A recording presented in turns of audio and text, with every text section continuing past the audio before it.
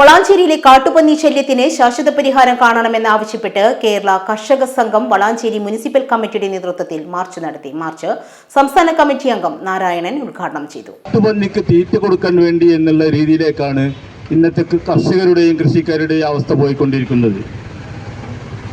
കാട്ടുപന്നിയെ വെടിവെച്ച് കൊല്ലാനുള്ള നിയമ നടപടികൾ സർക്കാർ എടുത്തിട്ടുണ്ട്. അതിൻ്റെ തീരുമാനങ്ങൾ തദ്ദേശ സ്വയംഭരണ സ്ഥാപനങ്ങൾക്ക് നൽകിയിട്ടുണ്ട്.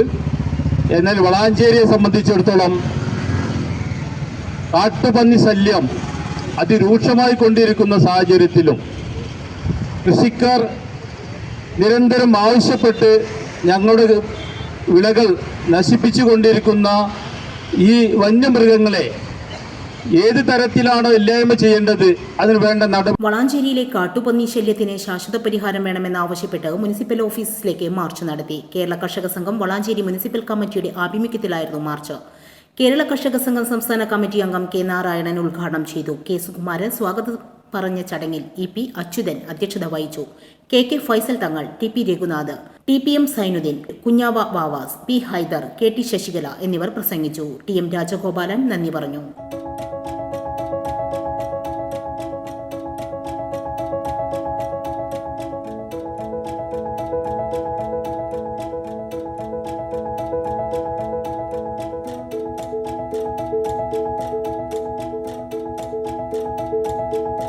ഇനി വേണ്ടതെല്ലാം വേണ്ടുവോളം വിലക്കുറവിൽ നിങ്ങൾക്കായി മലപ്പുറത്ത് സമ hyper market, Tirur road, Mylapuram, Malappuram.